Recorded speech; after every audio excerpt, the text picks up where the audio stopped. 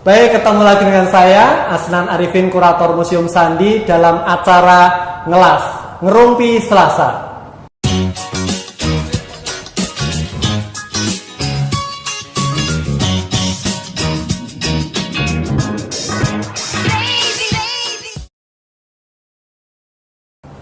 Hadir bersama kita Bapak Dr. Pratama Persada. Ya, beliau ini adalah Ketua Lembaga Riset Keamanan Siber CISREC. Selamat datang Bapak di Museum Sandi. Terima kasih Mas. Ya, beliau ini adalah penulis buku yang sangat terkenal, yaitu sebuah buku yang berjudul Kode untuk Republik. Diterbitkan oleh Marawa Tiga Warna pada tahun 2015. Bapak, boleh sedikit cerita dulu tentang buku yang dulu Bapak tulis, Kode untuk Republik. Bagaimana ini Bapak? Saya buka ini ya. Buka Pak. Sudah ini kan kita sudah tes negatif kan kita kan. Jadi kita buka aja lah ya.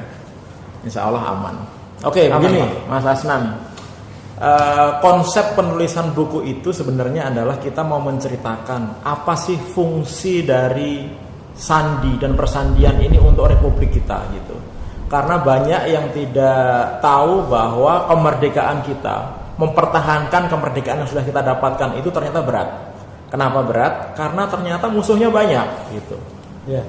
Kita dijajah Belanda berapa? 350 tahun. Dijajah Jepang 3,5 tahun.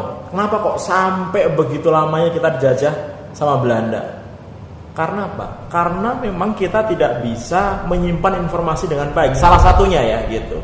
Jadi kalau kita mau ngelawan, kita ngirim beritanya diintercept sama Belanda, diambil sama Belanda, kurirnya ditangkap sama Belanda. Akhirnya apa? Akhirnya Belanda tahu strategi perang Indonesia, apa yang dilakukan tentara Indonesia gitu. Sehingga selama 350 tahun kita dijajah. Setelah kita merdeka, sama.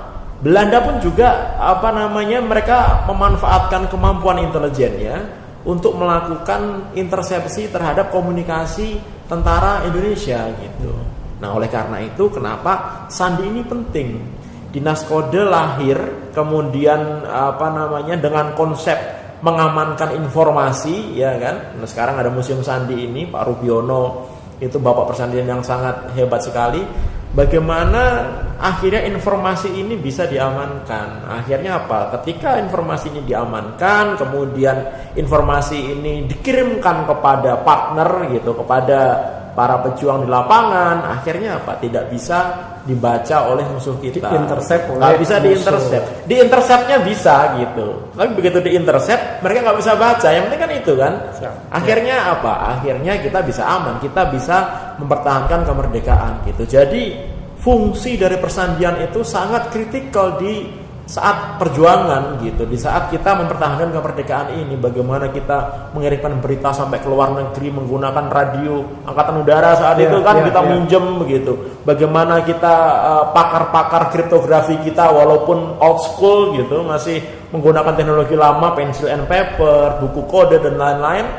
Mereka ternyata berhasil mengamankan informasi yang memang harus dirahasiakan sehingga mengakibatkan kita bisa tetap merdeka gitu. Kalau dulu sebelum pasukan kita ngempur, informasinya sudah bocor duluan. Jadi nggak ada gunanya kita perang malah nyerahin nyawa kan gitu. Makanya di buku itu kita ceritakan sejarahnya dari awal persandian itu seperti apa, dari mulai zaman sebelum Masehi sampai sekarang. Dan ini kan bisa dilihat di Museum Sandi ya saat ini gitu. Kan kita bisa lihat sejarahnya gitu. Dengan membaca buku-buku seperti Kode untuk Republik dan juga buku sejarah persandian lainnya, saya pernah membaca satu cerita bahwa berita tentang serangan umum 1 Maret pun itu dikirimkan dengan sistem sandi, Pak. Betul. Kalau dulu seperti itu, sekarang bagaimana Pak untuk pengamanan informasi dengan persandian ini? Nah, ini nih yang menarik nih gitu. Ini yang menarik. Kenapa menarik? Karena banyak yang tidak tahu, terutama para milenial saat ini, banyak para milenial yang tidak tahu bahwa hidupnya sehari-hari itu penuh dengan persandian, penuh dengan penggunaan teknologi persandian. Coba misalkan kita menggunakan WiFi, emang WiFi nggak pakai sandi? Pakai WiFi sandi. Kita harus memasukkan password untuk koneksi ke WiFi. Wi-Fi-nya koneksinya di-encrypt menggunakan misalkan WPA1 atau WEP dan lain-lain begitu. Itu aja kita menggunakan sandi. Handphone kita gunakan. Kita kan kadang-kadang menggunakan, ya kita asal menggunakan handphone kan. Padahal handphone juga di-encrypt. Mulai dari 2G, 3G, 4G, sekarang 5G. Masing-masing memiliki algoritma enkripsi yang berbeda-beda begitu. Termasuk aplikasinya. Email semuanya terenkripsi. Jadi persandian ini sudah kita gunakan sehari-hari sebenarnya. Cuma kita tidak sadar. Teknologi saat ini hampir tidak ada yang tidak menggunakan teknologi persandian. Chips menggunakan teknologi persandian. Apalagi aplikasi-aplikasi cloud dan lain-lain menggunakan persandian. Kalau kita berbicara cyber security ya, firewall, kemudian ada IDS, intrusion detection system, ada intrusion prevention system gitu. Itu semuanya menggunakan enkripsi gitu. Paket-paket yang kita kirimkan menggunakan internet itu menggunakan enkripsi. Setiap hari kita browsing gitu. Kadang-kadang kan kita ada tuh HTTPS ya kan. Kita ada gambar gemboknya. Itu artinya koneksi kita terenkripsi dan aman gitu. Nah, ketika semuanya menggunakan enkripsi gitu, inilah sebenarnya orang-orang sandi gitu sebenarnya menjadi garda terdepan ini gitu dari pengamanan informasi dan teknologi dan kehidupan kita. Teknologi itu nggak akan ada gunanya kalau nggak diamankan, kalau nggak ada pengamanannya gitu. Jadi kita membuat sistem yang cukup hebat gitu, yang kuat gitu, tapi nggak ada enkripsinya, nggak ada gunanya gitu. Saya berkali-kali menjadi konsultan di lembaga pemerintahan, kementerian lembaga gitu. Banyak yang bisa membuat sistem yang hebat, mahal, enterprise, keren gitu. Tapi security-nya kurang, pengamanannya kurang. Nggak ada sandinya. Akhirnya apa? Bocor kemana-mana. Data Tokopedia bocor, Bukalapak bocor, Bhinneka bocor, BPJS Kesehatan bocor, Polri bocor, mana lagi? Yang kemarin Bank Indonesia bocor, ya kan? Bank Jatim bocor, semuanya bocor gitu. Jadi nggak hanya air ledeng aja Pak yang bocor. Ya, nggak ada air ledeng aja. Data kita bisa. Data bocor. Sekarang bocor habis-habisan gitu. Dan perlu diketahui ya, di Indonesia ini level masalah keamanan cyber gitu sudah dalam mendingan. Jadi di tahun 2017 tuh kita peringkat ke 71, kemudian naik di tahun 2018, 2019 kita peringkat ke 40. Sekarang kita naik ke peringkat ke 24. Artinya apa? Artinya kita memiliki mengalami kenaikan level gitu. Karena apa? Karena kalau di bawah peringkat ke-50, artinya satu negara itu tidak layak untuk melakukan kegiatan digital ekonomi. Jadi rawan sekali ya Pak ya. Tapi yang jadi masalah adalah kenaikan level Indonesia ini tidak berbanding lurus dengan keamanan cyber yang ada di Indonesia. Levelnya naik, keamanannya senyungsep-nyungsepnya. Bayangkan di tahun 2022 ini dalam 1 bulan per Januari kemarin 3 institusi sudah mengalami kebocoran. Gitu. Artinya sebenarnya tidak hanya pemerintah saja yang turut serta bertanggung jawab untuk keamanan itu. Boleh nggak Pak saya simpulkan seperti itu di tengah diskusi kita ini? Benar juga sih gitu. Jadi memang kalau kita berbicara sebenarnya bukan hanya pemerintah ya gitu. Jadi kalau kita berbicara tentang siapa yang bertanggung jawab terhadap masalah keamanan cyber di Indonesia gitu, masalah keamanan informasi di Indonesia gitu, nggak bisa kalau kita bilang hanya pemerintah gitu. Nggak bisa kalau kita bilang hanya BSSN gitu. BSSN berapa sih pegawainya gitu? Seberapa kuat sih kemampuannya gitu? Nggak akan bisa kerja sendiri. Kemudian apakah misalkan Badan Intelijen Negara bisa? Nggak bisa juga. Apakah Kominfo bisa, BPPT bisa, BRIN bisa? Nggak akan bisa udah gitu. Kalau itu hanya sendiri nggak seperti bisa. Saya yang orang awam kira-kira punya tugas apa ini Pak? Ini yang pertama adalah pemerintah itu menjadi stakeholder yang cukup penting dalam bidang keamanan informasi ini. Stakeholder ini harus berkolaborasi, itu keywordnya gitu. Berkolaborasi, kemudian menurunkan ego sektoral gitu, karena ego sektoral, koordinasi itu adalah kata-kata yang sangat mudah diucapkan tapi susah sekali untuk dilaksanakan gitu. Nah ini harus bersatu nih, harus duduk baik-baik ngomongin bagaimana masalah keamanan cyber Indonesia, termasuk BSSN. BSSN boleh menjadi koordinatornya gitu, tapi juga boleh misalkan cyber Krem Mabes Polri suatu saat jadi pemimpinnya boleh, Polhukam juga boleh gitu, pemimpinnya gantian juga boleh. Ini gantian aja gitu. Tapi kalau kita berbicara masalah cyber, memang harusnya di Perpres koordinatornya adalah Badan Siber dan Sandi Negara gitu. Tetapi kan ternyata kenyataannya Badan Siber dan Sandi Negara, mohon maaf nih gitu, ternyata kurang koordinasi juga dengan institusi yang sejajar. Artinya ini harus ada koordinasi besar. Harus koordinasi, kolaborasi gitu. Sorry ya, ini tadi nyala-nyala terus nih handphonenya. Iya. Nah, tapi pertanyaan saya tadi ada yang belum terjawab. Ya, gimana? Karena pengunjung Museum Sandi itu banyak sekali yang masih awam dengan persandian. Ya. Pada saat kami tanya, pengunjung museum pakai sandi nggak? Bingung, Pak. Menganggapnya bahwa persandian itu adalah digunakan pada masa lalu atau itu di institusi pemerintah. Kami yang awam ini tugasnya dalam pengamanan informasi seperti apa, Pak? Nah, sebenarnya bukan hanya para pengunjung Museum Sandi, banyak orang-orang yang hebat yang ngerti masalah teknologi juga nggak peduli tentang persandian. Nah, ini yang menurut saya harus dirubah. Persandian itu adalah benteng terakhir ketika kita berbicara dengan teknologi masa depan, dengan teknologi internet, teknologi komunikasi dan lain-lain. Kenapa? Kita tahu bahwa tidak ada satu sistem pun yang benar-benar 100% aman. Nggak ada tuh. Mau BSSN, mau bikin server yang sehebat apapun, mungkin sekarang aman, belum tentu besok aman. Mau Kominfo bikin sistem keamanan sehebat apapun, belum tentu itu aman gitu. Nah, ketika sistem ini tidak terjamin keamanannya, karena memang kita tidak bisa memastikan satu sistem itu 100% benar-benar aman gitu. Langkah yang bisa kita gunakan untuk mengamankan data dan informasi menggunakan apa? Persandian gitu. Jadi kalau misalkan orang berhasil melakukan hacking gitu, masuk ke dalam sistemnya orang gitu, kemudian berhasil mencuri datanya, data yang dicuri bisa dicuri, tapi dia nggak bisa baca enkripsinya, tidak bisa baca isinya karena terenkrip gitu. Nah, tugasnya sebagai orang biasa seperti apa? Ini menarik nih gitu. Nah, nih perhatikan ini menarik sebenarnya. Ya, gitu. Yang sedang memperhatikan YouTube-nya Museum Sandi. Ya, menarik. Begini. Kita sebagai perorangan itu bisa membantu pemerintah, bisa membantu negara ini untuk mengamankan informasi, mengamankan data yang dimiliki oleh Indonesia ini dengan cara apa? Yang pertama, kita harus mulai memilah-milah mana informasi yang bisa kita publish di luar, bisa kita upload di luar, bisa kita sebar di luar, sama informasi-informasi yang harusnya hanya kita sendiri yang punya. Itu yang pertama. Kemudian yang kedua, gunakan pengamanan yang cukup baik, misalkan pengamanan password. Nah, itu penting itu. Bikin password itu penting. Kenapa? Karena awal kita mengamankan data yang kita miliki itu, akun yang kita miliki itu dari password. Minimal harus 8 karakter, ada huruf besar, huruf kecil, ada tanda baca, simbol dan lain-lain gitu. Ya, itu harus kita buat. Kalau misalkan ternyata kita susah buat password gitu, ada aplikasinya sebenarnya namanya Password Manager.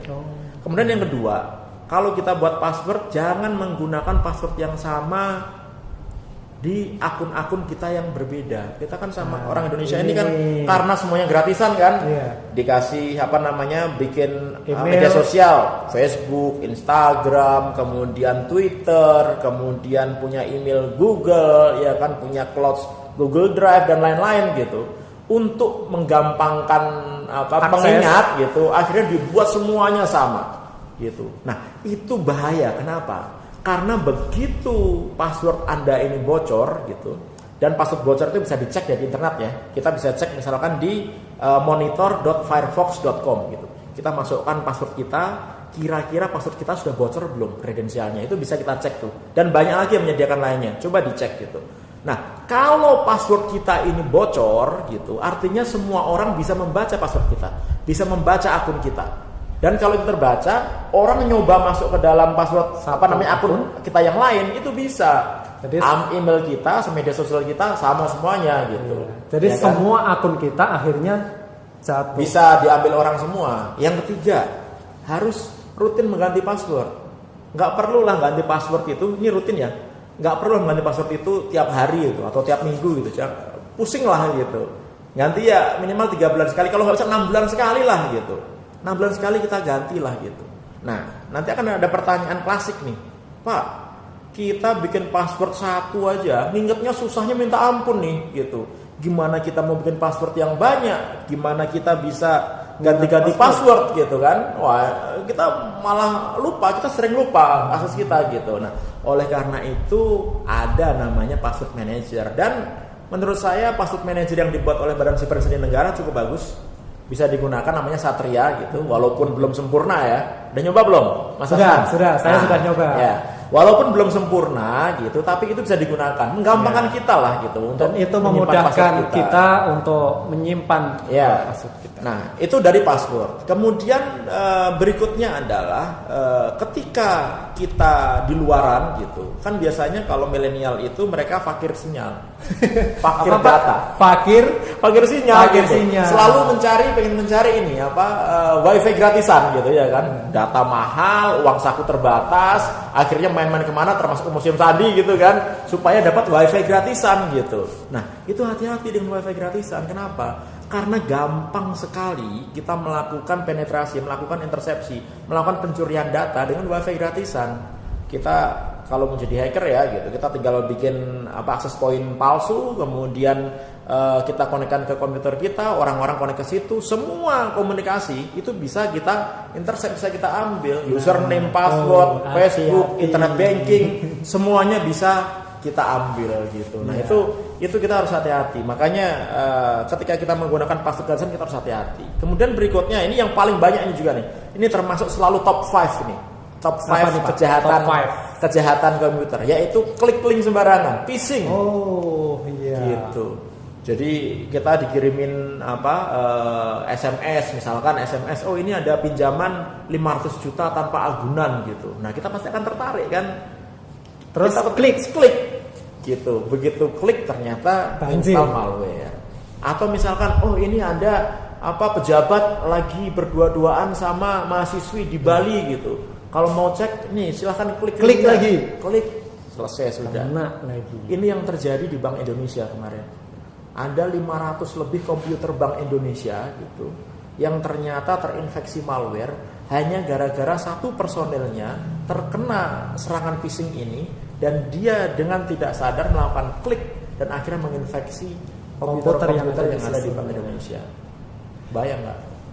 Nah, sampai di sini kita semakin sadar bahwa persandian itu bukan hanya di masa lalu, tetapi hari ini pun ternyata persandian tetap menjadi sesuatu yang nggak bisa kita tinggalkan persandian itu. Apalagi kita kalau berbicara masalah blockchain, coba. Apa nih Pak? Blockchain. Nah, ini nih menarik nih. Kan kita sering dengar nih Bitcoin, ada mata uang Bitcoin nih. Oh, harganya sampai 900 juta satu Bitcoinnya gitu. Padahal dulu waktu dibuat pertama kali cuma $1 doang.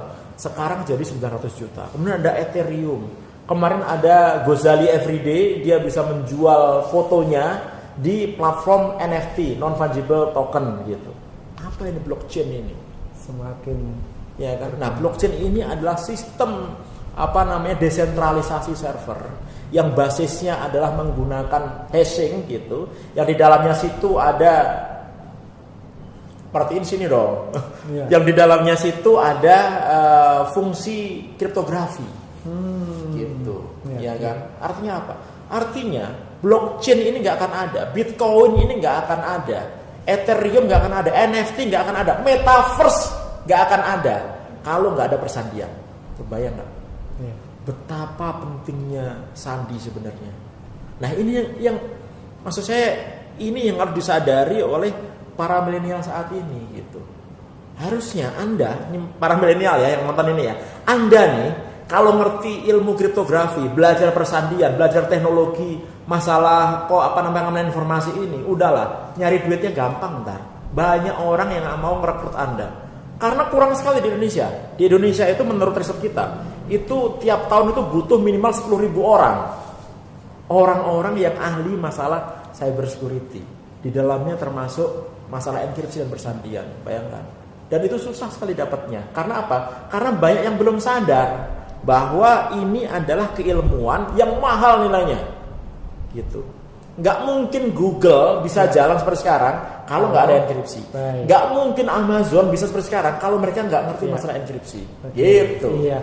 Gimana, Pak? Ini tentu saja teknologi ini akan terus berkembang. Tetapi kita tidak bisa kemudian meninggalkan basicnya. Artinya seperti museum, membangun monumen, menulis buku tentang persandian ini tetap dibutuhkan, Pak. Nah, iya benar itu. Lalu apakah keberadaan dari buku-buku tentang persandian, museum tentang persandian ini turut serta dalam melakukan edukasi kepada masyarakat dalam rangka membangun security awareness dari masyarakat? Menurut saya ya, ini posisi museum, buku gitu, kemudian bahan-bahan bacaan itu sangat penting sekali. Kenapa? Karena disinilah kita bisa belajar gitu. Disinilah kita bisa mengerti bahwa oh ternyata gitu negara kita ini juga masih bisa bertahan gara-gara persandian loh gitu. Ternyata para pejuang kita dahulu ini ketika memperjuangkan negara kita, mereka juga menggunakan persandian. Gitu. Ternyata teknologi-teknologi yang sekarang ada dari persandian, dari buku-buku yang bisa kita baca itu, gitu. Oleh karena itu, buat ini pemirsa, buat penonton setia programnya Museum Sandi, gitu. Saya pikir kita harus tahu ya bahwa kalau kita mau belajar, itu kan kita harus senang dulu ya. Kita harus senang dulu, kemudian kita mengerti maksudnya dulu gitu. Nah, fungsi dari museum, kemudian fungsi dari buku-buku itu adalah membuat kita bisa belajar. Coba bayangkan di museum ini, ternyata ada loh zaman dulu orang itu ketika mau ngirim berita harus digunduli dulu, gitu. Ditato dulu, baru ditumpukan rambutnya, baru dikirim. Jalan kaki jauh. Iya. Ternyata zaman dulu orang sampai membuat piringan gitu untuk supaya beritanya dia nggak dibaca sama orang, nggak bisa dibaca orang lain gitu.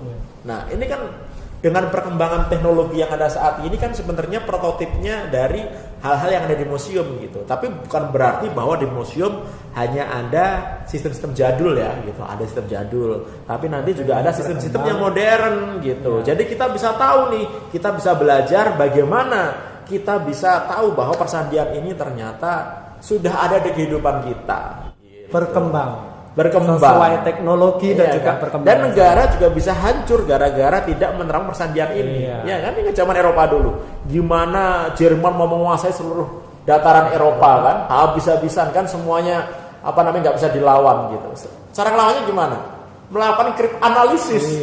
Kodenya dibongkar sama Inggris kan gitu. Setelah dibongkar akhirnya tahu si Jerman ini mau ngapain, baru bisa dilawan ke Jerman. Semua strategi dari Jerman kalah. Amerika coba hampir kalah diserang sama Jepang gitu, ya kan? Mau ngelawan sini nggak bisa, ngelawan sana nggak bisa gitu. Hampir hancur tuh Amerika tuh. Gimana cara ngelawannya? Melakukan kriptanalisis informasi dari Jepang gitu. Ya kan akhirnya Jepang bisa dilawan gitu. Nah sekarang pun sama. Sekarang Tesla nih bikin mobil gitu. Itu basisnya semuanya itu pakai enkripsi. Kenapa kok sekarang ini Google masih belum berani menjual mobil otonomusnya? Kenapa belum berani? Karena Google masih belum yakin enkripsi pengamanan di sistemnya benar-benar aman.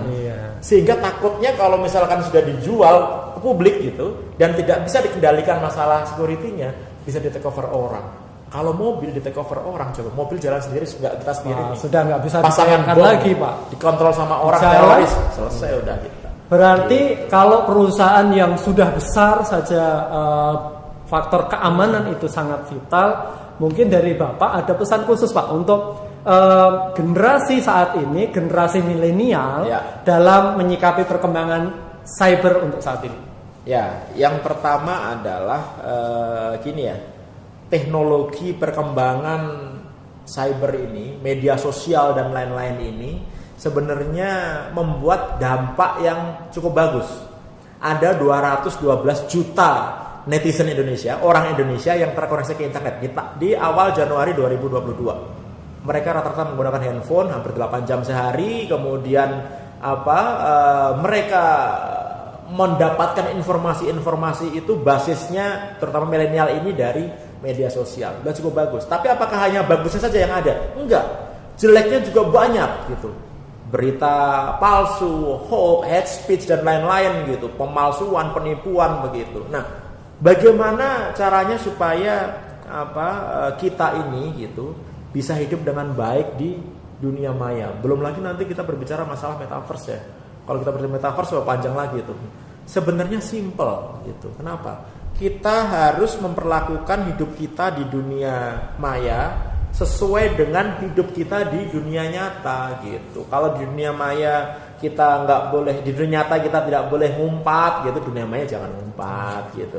Nggak boleh ngomongin yang aneh-aneh, di dunia maya jangan. Nggak boleh kita gebukin orang, ya di media sosial jangan gitu. Plus gitu, kita harus tahu bahwa kita ini semuanya menjadi incaran orang yang tidak bertanggung jawab di sana. Ingat ya, kita ini semua jadi incaran. Jadi Anda semua ini hanya menjadi target dan calon target, hanya akan menjadi korban dan calon korban terhadap kejahatan, potensi kejahatan yang ada di internet. Oleh karena itu Anda harus hati-hati. Anda harus benar-benar bisa mengamankan diri Anda sendiri gitu. Sebelum pemerintah bisa mengamankan seluruh masyarakatnya, sebelum aparat penegak hukum kita bisa mengamankan masyarakatnya, Anda harus bisa mengamankan diri Anda sendiri. Caranya bagaimana? Ya tadi sudah kita bahas, amankan diri Anda sendiri.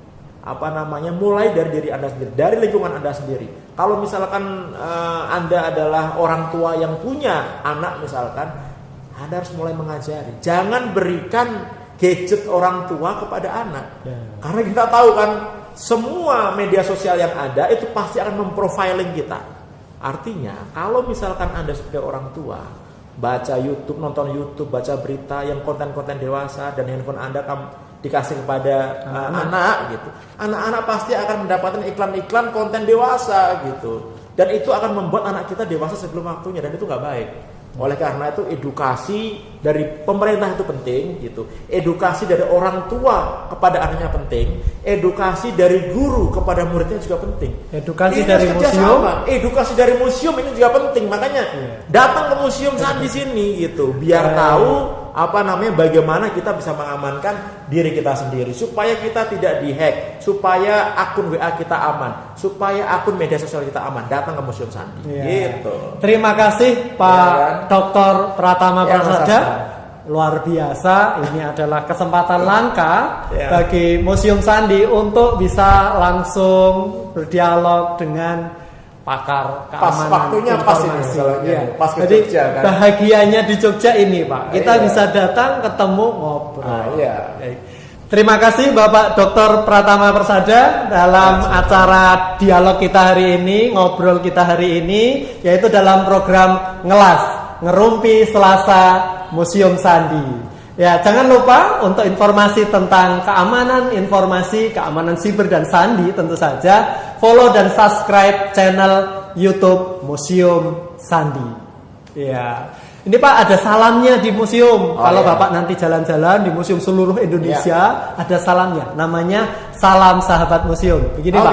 Gimana? Salam Sahabat Museum, museum di hatiku. Mari kita ulang Pak. Ayo. Salam Sahabat Museum, museum di hatiku. Bye bye. Keren.